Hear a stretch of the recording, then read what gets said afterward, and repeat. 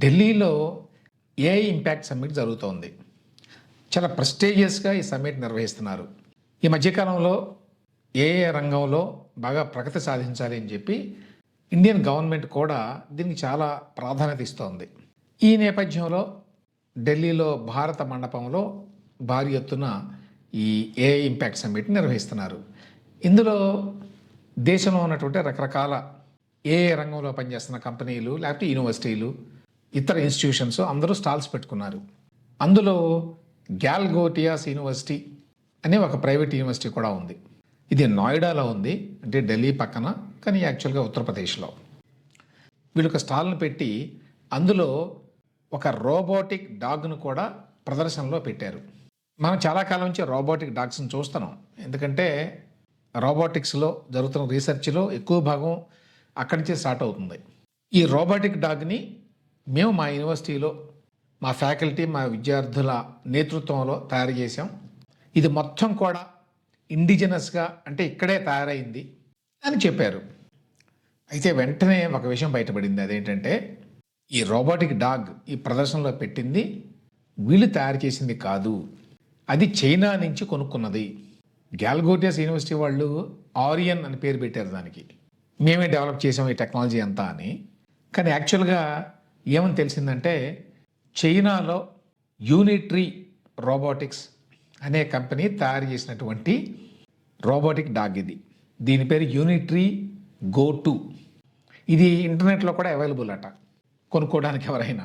దాన్ని తీసుకొచ్చి మేమే తయారు చేసామని అందులో పెట్టారు. ఆ విషయం బయటికి రాగానే సహజంగానే పరువు పోతుంది. నేషనల్ లెవెల్లో కాదు, ఇంటర్నేషనల్ లెవెల్లో జరుగుతోంది ఈ ఏఐ ఇంపాక్ట్ సమ్మిట్. ప్రధాని నరేంద్ర మోదీ కూడా వచ్చారు, చాలామంది పెద్దవాళ్ళు బయట దేశాల నుంచి కూడా వచ్చారు. అటువంటి చోట ఈ విషయం బయటపడేసరికి సహజంగానే పరువు పోతుంది. ఈ విషయం తెలిసిన వెంటనే దీన్ని ఆర్గనైజ్ చేసినటువంటి ఐటీ మినిస్ట్రీ వాళ్ళు మీరు ఖాళీ చేసి వెళ్ళిపోండి ఇక్కడి నుంచి అని చెప్పారట. స్టాల్ని ఖాళీ చేశారు.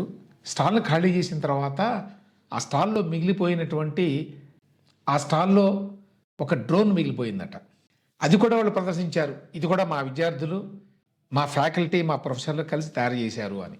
ఇంత చేస్తే ఆ డ్రోను ఒక థెర్మోకాల్తో తయారు చేసినటువంటి డ్రోను అని తెలిసిన తర్వాత, వాళ్ళు వెళ్ళిపోయిన తర్వాత ఆ విజువల్స్, ఆ పిక్చర్స్ కూడా బయటకు వచ్చినాయి. ఇది ఒక ఎగతాళిగా మారింది. ఇండియాలో ఆర్టిఫిషియల్ ఇంటెలిజెన్స్లో రీసెర్చ్ అంటే ఇట్లా ఉంటుంది అని. ఈ గ్యాల్గోటియాస్ యూనివర్సిటీ అనేది చాలా పెద్ద యూనివర్సిటీ. భారీ ఎత్తున అడ్వర్టైజ్మెంట్లు కూడా ఇస్తూ ఉంటారు. వాళ్ళ బ్రాండ్ నేమ్ పెంచుకోవడానికి ఇదిగో ఈ రకమైన పని చేశారు. 350 కోట్ల రూపాయలతోటి మేము ఆర్టిఫిషియల్ ఇంటెలిజెన్స్ రంగంలో రీసెర్చ్ చేస్తున్నామని చెప్పారు. ఇంత చేస్తే ఒక 2.5 లక్షలు పెట్టి కొన్నారట ఆ రోబోటిక్ డాగ్ని. ఎంత పరువు తక్కువ చూడండి. ఇండియాలోనే కాదు, చైనాలో కూడా దీని గురించి జోకులు వేసుకుంటున్నారు. చైనా పల్స్ అనేటువంటి హ్యాండిల్లో, ఇది చైనా వాళ్ళది, వాళ్ళు ఎక్స్లో పోస్ట్ చేశారు. ఏమని? An Indian university presents the Chinese robot Unitree go 2 as their own innovation at the AI summit in Delhi. పక్కన బొమ్మ కూడా వేశారు, యూనిట్రీ గో 2. ఈ పక్కనేమో ఆ గ్యాల్గోటియాస్ యూనివర్సిటీ ప్రొఫెసర్ నేహా సింగ్, ఆవిడ క్లెయిమ్ చేసింది టీవీ ఛానల్స్తో మాట్లాడతా, మేమే తయారు చేసాం దీన్ని చూడండి అని. ఇప్పుడు పరువు పోయింది. కట్టింగ్ ఎడ్జ్ రీసెర్చ్ ఏరియాస్లో ఇండియా ఎప్పుడు వెనకబడే ఉంది. ఐటీ రంగంలో కూడా మన దేశం ప్రధానంగా సర్వీసెస్లో ఉంది, ప్రొడక్ట్లో లేదు. ప్రొడక్ట్ అంటే ఒక ఒరిజినల్ రీసెర్చ్తో తయారైంది. సర్వీస్ అంటే ఆ ప్రొడక్ట్ని యూజ్ చేస్తుంటే వాళ్ళకి ఎప్పుడైనా ఇబ్బందులు వస్తే సర్వీస్ చేయటం. సో ఇండియన్ కంపెనీలన్నీ సర్వీస్ రంగంలోనే ఎక్కువ ఉన్నాయి. ఇన్ఫోసిస్ కానివ్వండి, విప్రో కానివ్వండి, టీసీఎస్ కానివ్వండి, ఇవన్నీ. ప్రొడక్ట్ కంపెనీ అంటే మైక్రోసాఫ్ట్. ఇప్పుడు ఆర్టిఫిషియల్ ఇంటెలిజెన్స్లో కూడా మనం ఓన్ ప్రొడక్ట్స్ తయారు చేయాలి, లేకపోతే ఈ రంగంలో నిలబడలేమని చెప్పి గ్రహించారు ఇండియన్ గవర్నమెంట్. అందుకని ఎంకరేజ్ చేస్తున్నారు. అందులో భాగంగానే ఈ ఏఐ ఇంపాక్ట్ సమ్మిట్ని కూడా పెట్టారు. అయితే ఇండియాలో ఉన్న లక్షణం ఏంటంటే షార్ట్ కట్ చూసుకోవటం ఎప్పుడు.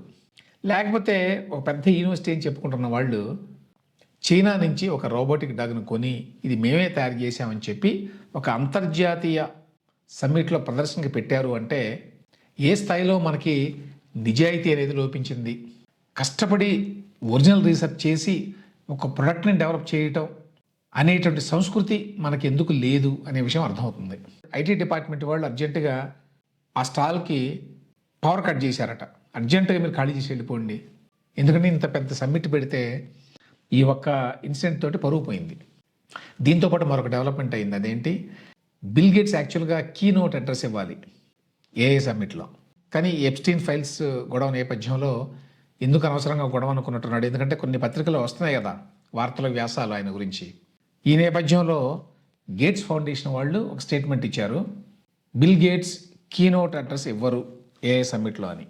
After careful consideration and to ensure the focus remains on the AI summit's key priorities, Mr Gates will not be delivering his keynote address అని స్టేట్మెంట్ ఇచ్చారు.